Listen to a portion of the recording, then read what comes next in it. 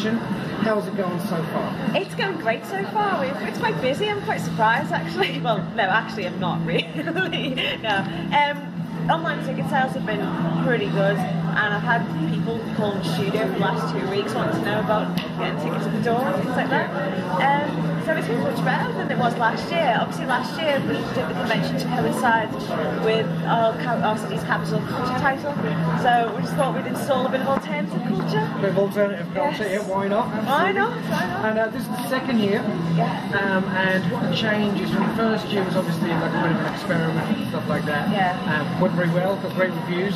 Yeah, definitely. And this year, what's new this year? Well, this year we actually have we've got Frank Sidebottom, who's quite well known up in these parts. He's quite a character. And we also have our tattoo jewels brought back from last year. That's interesting. Yeah, tell us about the tattoo jewels. Well, they're actually unique to worldwide now, because we used to have Incors, and they did that in America, but no one does that anymore. So it's actually quite unique to the tattoo convention scene. Basically, we're asking people to donate as they vote, and it's going to go to Alder Hayes and Imagine Peel. All right. It's going to go to charity. Just explain a little bit about what actually happens in the tattoo jewel.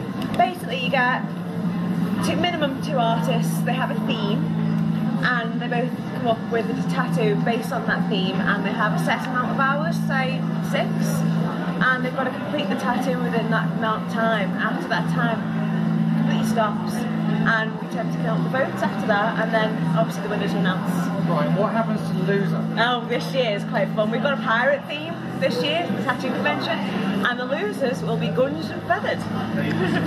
So you're going to tar and feather. We're going to tar and feather them, yeah. We've got some really good sports this year, so it's been quite. As I said, all the money that people donate when they vote will go to the Imagine Appeal. That's great. Yeah.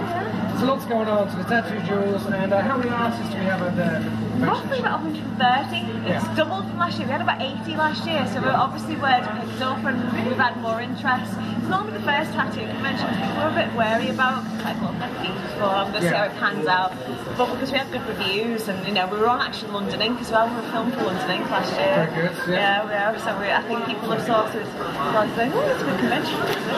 And what would you say were the main, since this is your second year now, what would you say were the main things you learned from your first tattoo convention experience? And what doesn't happen this year? What doesn't happen this year?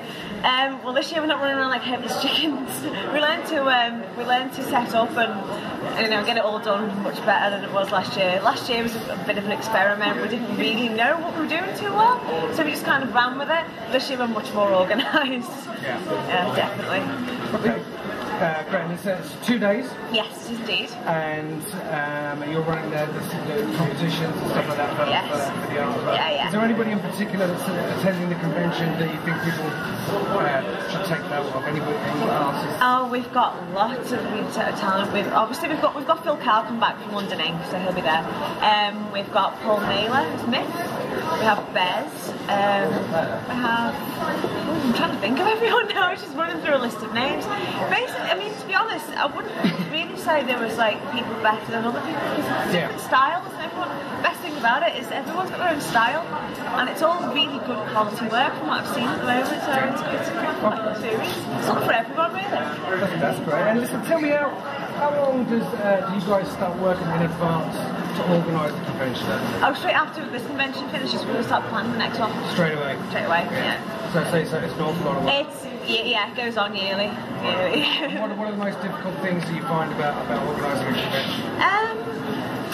Well, I mean, the artists are easy. It's that bit's fine, getting all the artists. It's things like planning the convention, doing venues and getting all the organisation, getting the booths set out, and getting all the entertainment as well, because we're trying to make it quite broader and broader.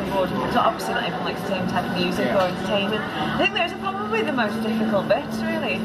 So I'm trying to fit everyone in as well. Yeah. Because I we've doubled in size this year, so we've had to use a lot more space than we were last year. But it's worked out quite well, actually. Okay, great. And so next year's Liverpool Tattoo Convention. Yes. Give us an advert. Oh yes. The Liverpool Tattoo Convention, it'll be the same weekend weekend, first weekend in June in 2010. There isn't much to say about it at the moment because we're still sort of in the early stages of planning. I don't want to give too much away.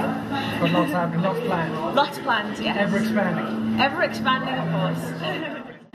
Tattoo.tv is a case.